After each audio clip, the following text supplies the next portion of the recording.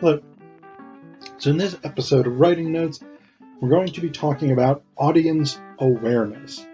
Now for me, this is one of the most important components of writing. I actually build my classes more or less around this idea. The idea of audience awareness is central to teaching both composition and rhetoric classes and business writing classes for me. It's the main thing that you want to be aware of. So I can't stress enough how important audience awareness is. Now, I want to start with what's maybe a controversial point in terms of audience awareness. There's no such thing as a general audience. I have students tell me all the time that they're going to write for a general audience, or they're going to write for the public, or something like this. No, it doesn't really work, because the thing that you do whenever you write is you shape your rhetorical choices for a specific audience based on their rhetorical needs, their values, the types of evidence that they're going to find persuasive, the style, tone, approach that they're going to react well to, the genre that they're going to be the genre or the medium that they're going to be reading or watching or listening to. You can't shape your rhetoric for a general audience, because there are no things that are going to be across the board successful. So, I mean, if you think about a general audience, this would include somebody living in poverty with a 10th grade education in rural Alabama. This would include business people in New York. This would include tech industry people in Silicon Valley. This would include soy farmers in Iowa. This would include retirees in Florida. This would include middle managers in Detroit. This would include people, religious leaders in small town Texas. A general audience, and that's just in the US. That's ignoring the fact that there's the rest of the world out there. So the idea that you could find rhetorical techniques, rhetorical appeals, rhetorical strategies that would work persuasively for all of those massively different people, it doesn't work. It doesn't really work that way. Furthermore, those people are not likely to be interested in the same kinds of subjects. So if you're writing about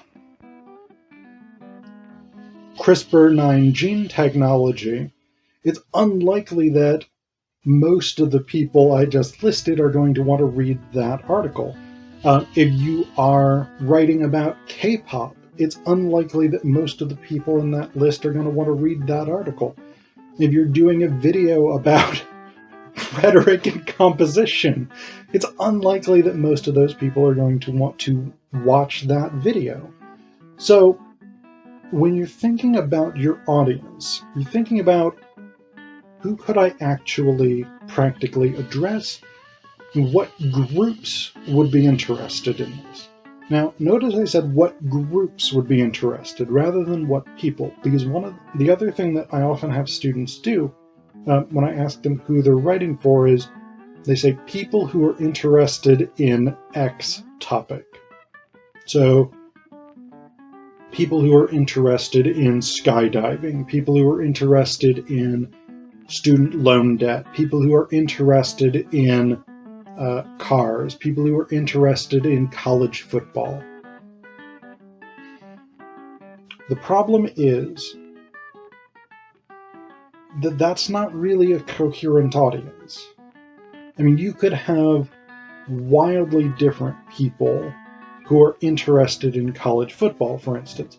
So what you want to try and do is instead think about a group. some identifiable group with specific characteristics that you can appeal to, particular unified identity components. So rather than people who are interested in college football, maybe it's Penn State football fans. This is still a potentially diverse group, but you have a core component there. You have an identity around which you can shape your rhetorical decisions. So what kinds of things are going to appeal to Penn State fans? Well, references to blue and white, references to We Are, references to whoever the current football star on the team is, things like this. So that's one way of approaching choosing your audience, is to say, okay, what group or groups would be interested in this? Am I writing for scientists? Am I writing for sports fans? Am I writing for state college residents? State college is where Penn State is, for those of you who don't know. Am I writing for Pennsylvanians? Am I writing for high school, female high school students, whatever it is? So you want to try and find a group with a reasonably coherent identity that you can figure out the characteristics of. So that's one thing. The other approach that you may take, and this is actually this is a variation on the same thing, but it may actually be easier, is you may think about who would read this, or who, if I were to publish this in a particular place, who would read this? So if I were publishing this essay in the New York Times, who would read this? If I were publishing it in Popular Mechanics, who would read this? If I were publishing this in Teen Vogue, who would read this? If I were publishing this in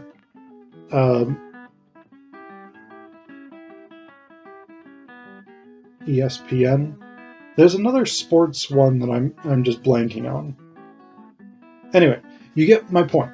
So if I were publishing this in the New York Times, who would I expect to read this? So that's the other way of approaching this, is to think about that sort of practical component. Now, what do you do once you've identified an audience? How does that actually help you? Well, what you attempt to do is you figure out what are the characteristics of this audience, what are their values, and what kinds of rhetorical techniques or appeals are going to be effective for them. So let's take, as an example, the New York Times audience. So if I were writing a piece for the New York Times, one of the things I would say to myself is, okay, what are the characteristics of a New York Times audience? Well, they're probably mostly at least slightly left-leaning politically, so they're probably liberals. They're probably pretty decently educated. Most of them are probably decently financially comfortable. Probably professional jobs. My guess would be probably white on average, but not necessarily overwhelmingly so. They're probably interested in current events. So we've got this set of characteristics. So building off that set of characteristics, we could think about their values. What's important to them, or what matters to them? Well, they're probably concerned about the good of the country, the good of the economy. They're probably interested in diverse perspectives or diverse experiences, so they're probably cosmopolitan. They probably have something of a vested interest in the status quo. So we've got these components, things that are important to them that we could appeal to. They're probably also socially liberal, maybe environmentally liberal as well. So these are values, things that are important to this readership of the New York Times.